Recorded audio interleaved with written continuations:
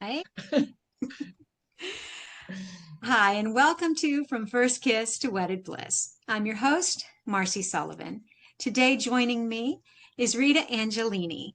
She is a special woman with a lot to share about having a special needs child and the things that she's done and learned over the years to work on those challenges and on her relationship. So, welcome, Rita. Thank you, Marcy. I'm glad to be here. Great. I'm happy you are too. Rita's actually in my Toastmasters group. That's how we became acquainted.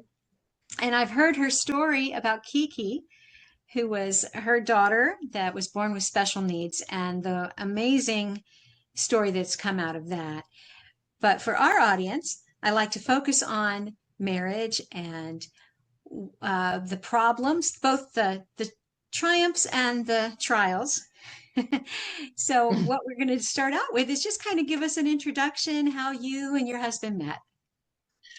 Well, we met at a Halloween party and we were both not dressed up. Therefore, we gravitated towards each other because we were the only ones in the room. Everybody else had costumes on, and we started talking. We ended up, I was with my brother, and we ended up going out to breakfast. And I took his number. I called him. His mother did not give him the message. But my brother, he ended up getting in contact with my brother who gave my number. And I said, well, it's about time you called me back. We had our first date and it was, um, you have to understand, Norman was a scruffy man. Mm-hmm. And it just, the conversation just flowed. And when he appeared at my door, he wasn't wearing a flannel shirt. He actually groomed his beard. He got a haircut. And I'm like, whoa, is this the same guy? Well, we went out to dinner and we had a lovely, lovely dinner. Afterwards, a couple weeks later, I was in a car accident and I had smashed up my face. Called me up to ask if I had done any Christmas shopping. And I said, no, I'm not going out. I look pretty bad. And he said, I don't care. You're just perfect for me. So we did go shopping. And I just felt the steers. And he said, you know what? You look beautiful. Aww. And I was like, oh, okay. Well, I was working at the time. It was Christmas break for school. And so I had to get to work the next morning. And I kept looking at my watch. Well, actually, I kept looking at my wrist. I'm like, oh, I don't have a watch. So I kept asking him the time because I wanted to make sure that I was going to be able to get up for work the next morning. Well, comes Christmas time, he actually bought me a watch. And I just thought, oh my God, this is a guy who is just so observant. Mm-hmm. Well, we ended up dating, and I was in my second year of college. On my third year of college, so we dated up until that point when I graduated. And so here I am graduating with my accounting degree. And I was going to start work at Arthur Andersen. And I was on top of the world. It was my birthday. And he called me up to break up with me. Oh, wow. Well, you're not going to bring me down. And so I ended up going out because I was celebrating my birthday with my friends and my sister. And there was no explanation. He just broke up with me. It wasn't until October when I asked him to look at my sister's car because he was mechanically inclined. I asked him to take a look at my sister's car. And I was looking really good, but I also had other plans. And so I said, well, thanks for looking at my sister's car. I'll see you later. And I left to go where I was going to go. And he started calling after that. I said, well, can you tell me why you broke up with me? And he said, well, you wanted to get married. I said, married? He said, well, you graduated. Isn't that what women do when they graduate, they get married? I'm like, no. He said, I want to go live. I now have money to spend. I'm not getting married. Anyway, so we started going out. And so we went out for several years. And we decided it was time to get married. And we set the date. Then he started freaking out and he broke up with me again. Oh, no. All right, now what? But we were apart for a month or two. And finally I said, are you going to tell me? And he said, don't women change after they get married? Because they got the ring on their finger? Oh. I am not that good of an actress Uh-huh. that I could keep going and being this perfect person. And then as soon as I get married, I go, ah! Funny said, no. expectations he had. Yeah. I said, no, this is what you're getting. And so we started dating again. And we were getting closer to the date. And then he freaked out again. And he broke up with me. And I said, that's it. 3 strikes, you're out. I'm done. I am so done. Pick up your stuff from my condo. I'm done with you. So he came by, picked up his stuff, and we had play tickets for, it was 2 weeks after that. And I said, well, we're going to go to the play.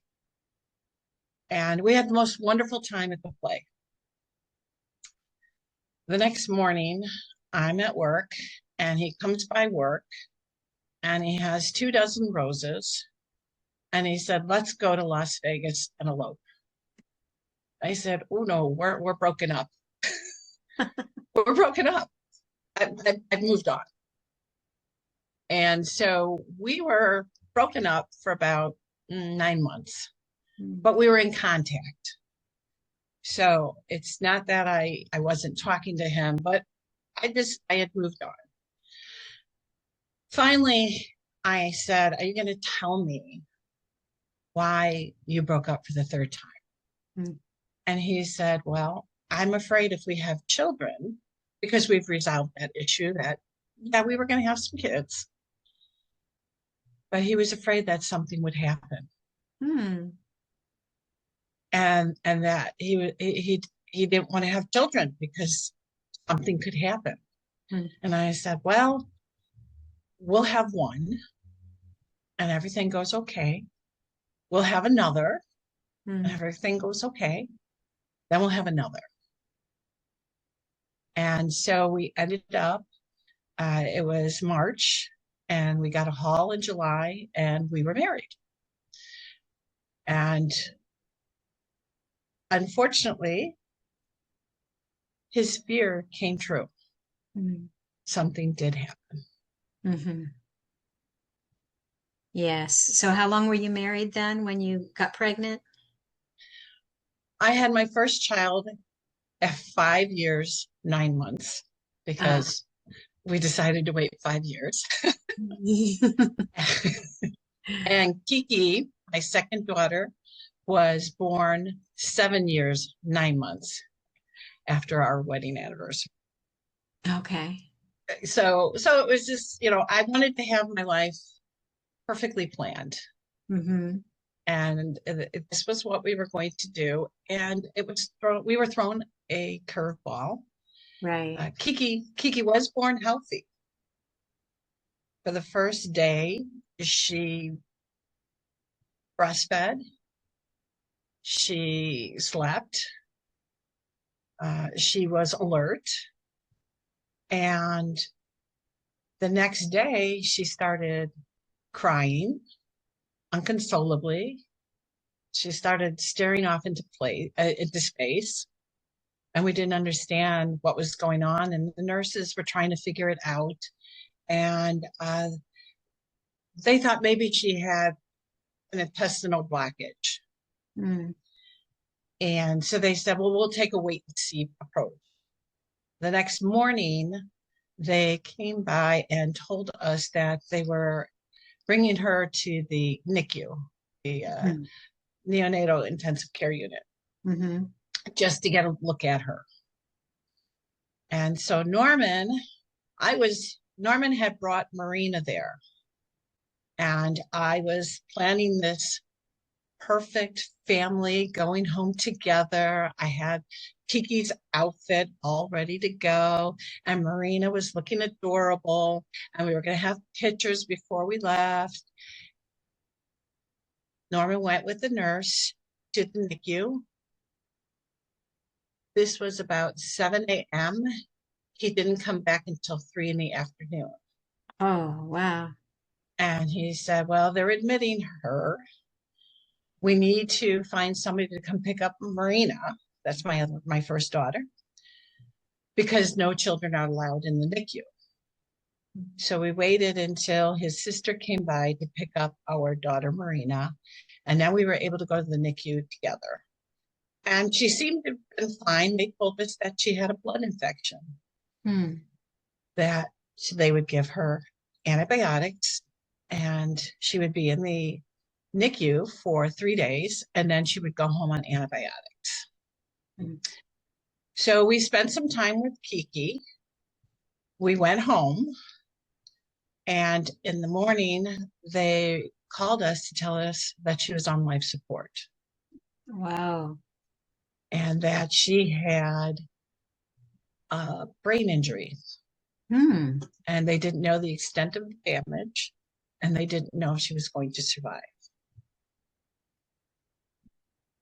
Well, I thought, this is what Norman was worried about. Hmm. And I couldn't believe that it happened to us. Hmm. And what was flashing through his mind was his sister had given birth to twins. Oh my goodness, maybe 8 years before, Mm-hmm. and one didn't survive. Hmm. So it was in the NICU for several months before he passed away. And that was in his mind, Mm-hmm. that he's already gone through it with his sister, and here we were going through it. But I'm the optimist. I'm like, Yes. oh, everything's going to be fine. Everything's, it's going to be okay. And so as I was going to the NICU every day, I would pray. I would pray to God that he would bring her back to us. And it was kind of interesting because I would pray, and they'd say, oh, I think that we're going to probably try and get her off the ventilator. Mm. And then I wouldn't pray. Mm-hmm. And then, oh, she's not off the ventilator. And I'm like, oh, I forgot to pray.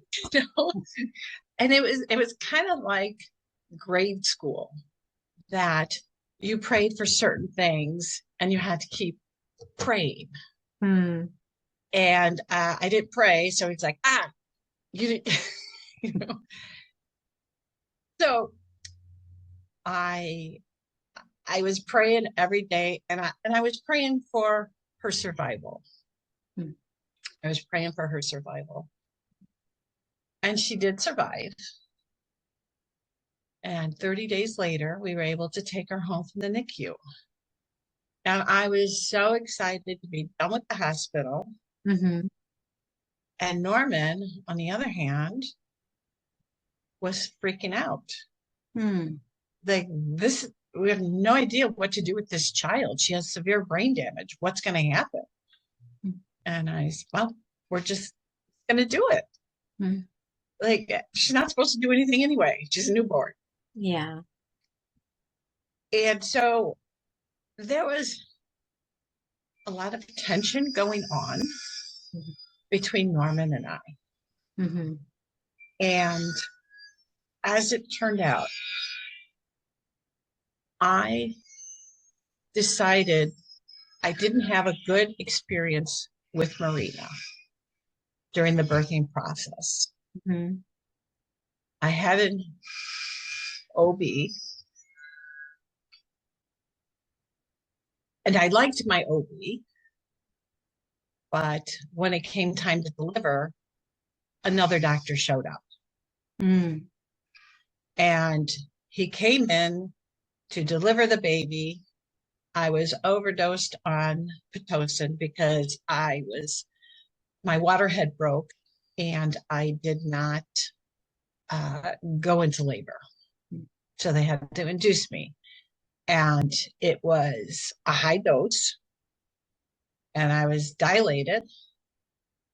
And he came in and he said, push. And I said, where are my legs? Hmm. I don't feel anything.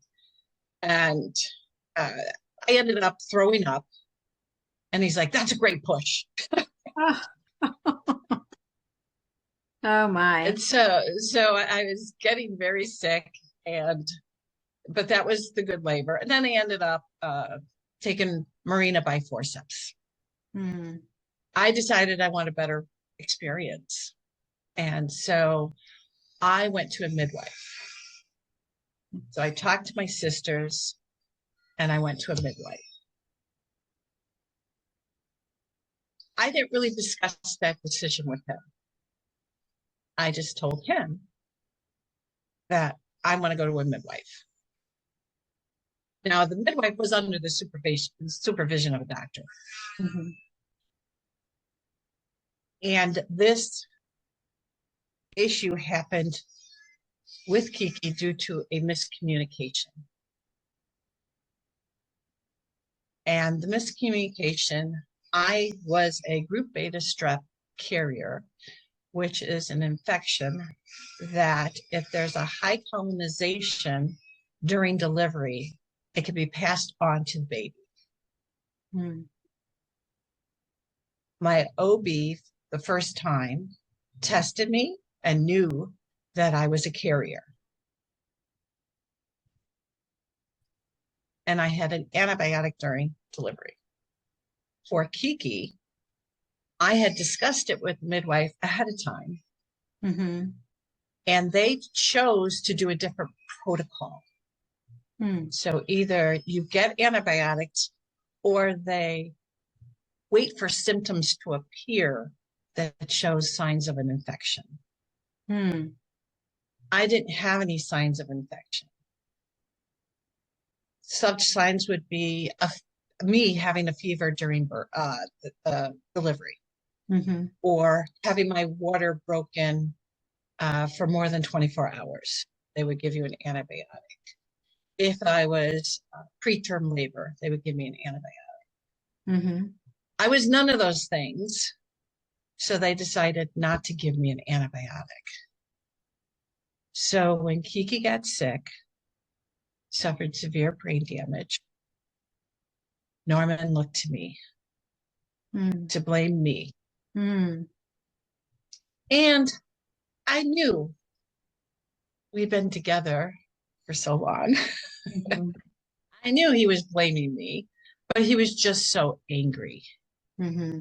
that I had to let him have his time until I felt he was ready to discuss it. Mm-hmm.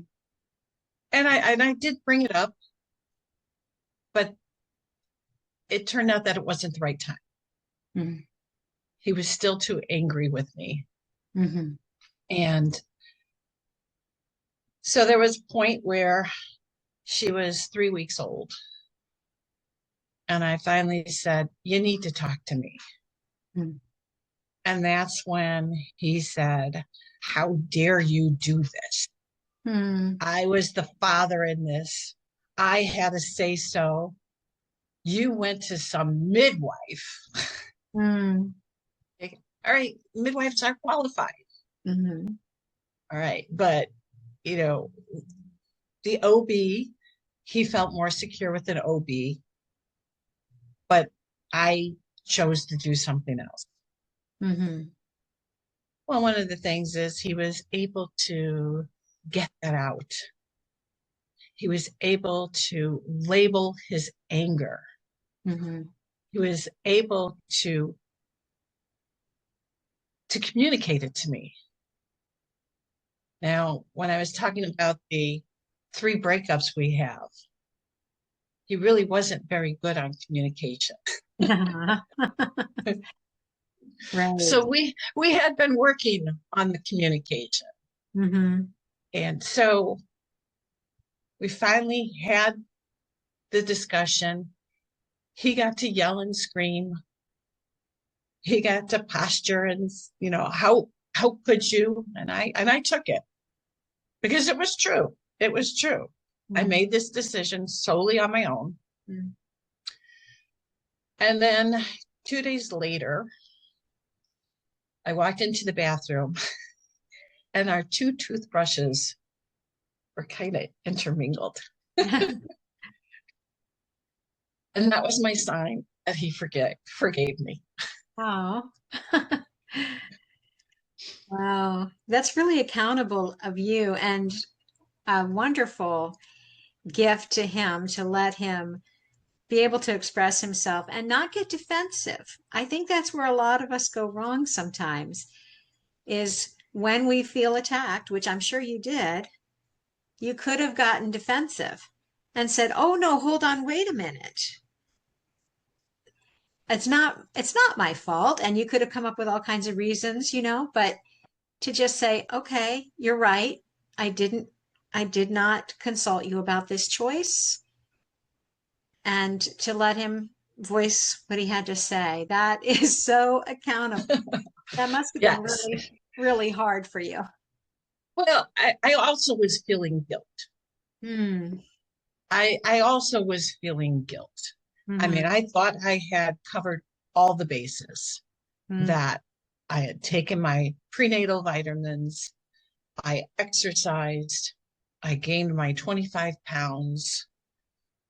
I had talked to the midwife prior to this, and the miscommunication came up with, we'll take care of it. But her taking care of it was using a different protocol, Mm-hmm. a protocol that I did not fit. Mm-hmm. I had already tested positive, and once you test positive, you are always positive. Mm-hmm. And I thought I covered the bases, and I did. Mm.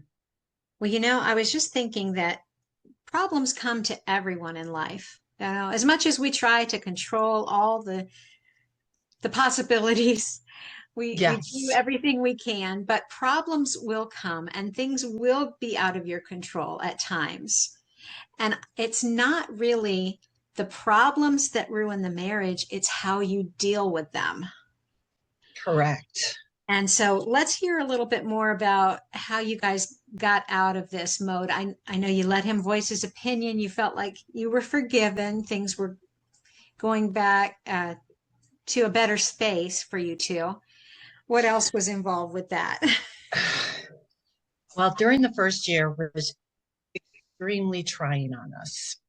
Kiki had many hospitalizations, many illnesses, and there was no sleep in our house. Mm. She was constantly crying. You had to keep moving. So she was in my arms. He was going off to work. I had her in my arms. I wanted him to come home from work and take over. Mhm. But somebody had to cook dinner. Mhm. So luckily for me, he cooked dinner. And so he was actually the cook of the house because of the fact that when I worked, I usually got home at 6 or 7 o'clock in the evening, Mhm. and he got home at 3. So he was used to cooking. Mhm. I would come home or he would come home and I would want to hand her off. Yes. And he'd say, okay, I'll take her for a half hour, Uh-huh. give you a break. And I would go up to my room and just be alone, Uh-huh. just be alone. And then I would come down, I would take her back and he would do dinner. And it was the way that we had worked it out. He was the doer, I was the comforter, Mm. which means that I was the one who was able to get her to stop crying. Mhm. And he didn't know what to do with her. Mhm. It was, uh, she is, uh, she's crying, help me. Mhm. But I can make dinner and I can take care of Marina. I'll put her to bed. I Yes. can do all these other things, but can you just take care of Kiki? And it really, it grated on our nerves. Wow. This child just crying and crying and crying. There were many times where the doctor would say, give her Valium Hmm. because she's so sick. And I'd give her some Valium. And we may get a couple nights of sleep. And and then I would think, okay, we're over the hump. And then we're back to crying. And he'd be like, give her some Valium. I said, I don't want a drug addicted baby. Uh-huh. So, it was working out that stress. And I would come, all right, fine, I'll give her some more Valium. But it was about 10 months into it that I decided that he really needed a break from the crying, from everything. And so I went to Florida to visit his mother for a month. Oh, wow. There was just so much tension in the house that I knew he needed his space. Mhm. And I wasn't going to get any space. Mhm. Space, my daughter was attached to my hip. Mhm. And, and so it was kind of interesting because at the time there was Dragon Tales, and that was a cartoon that my daughter Marina really loved. Mhm. And it had Cassie, the pink dragon. And then there was Zack and Wheezy. And Zack and Wheezy were the two-headed dragon. And so we were that for Halloween. Kiki and I were the two-headed dragon because she was on my hip. Uh-huh. But it was there's some times where you just say, I know he needs a break. Right. He needs a break. And I'm going to go visit your mother. Okay. And it Well, wasn't, I'm going to go visit my mother. I'm going to go visit your mother. so you must have had a good relationship with your mother-in-law. Yes, I did. I did. And she was a wonderful lady, which is, another thing that's indicating a good guy, somebody who treats his mother very well. Yeah. And he treated his mother wonderfully. He was always there to help her, and she was there to help me. And Mhm. so I did end up going to Florida, and Kiki was sick the entire time. Uh, We had probably 4 doctor visits uh-huh. during the 4-week visit Mm. until she was finally cleared to go home. Hmm. And so it was just trying to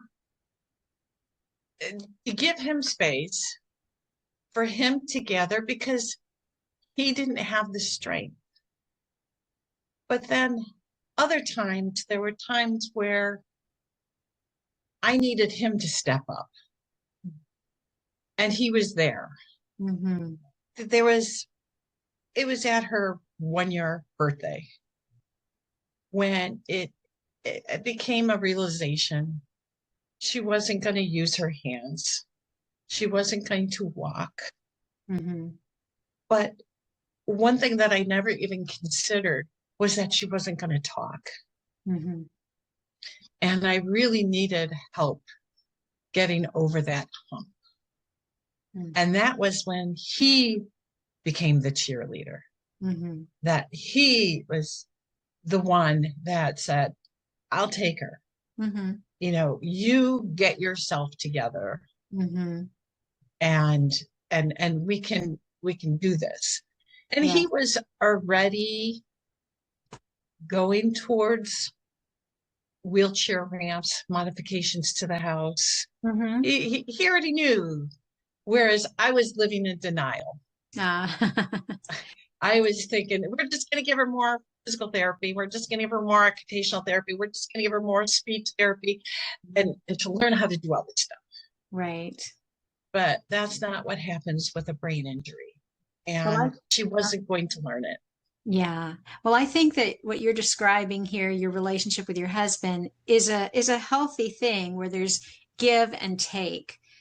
People say, "Oh, it's got to be 50-50," but most marriages aren't. Sometimes one of us is giving more than the other one can, and at other times it Yes. balances out. And I think that's a healthy marriage and the right expectations for those who are thinking about marriage. It's not 50-50. It's not, it doesn't work out that way.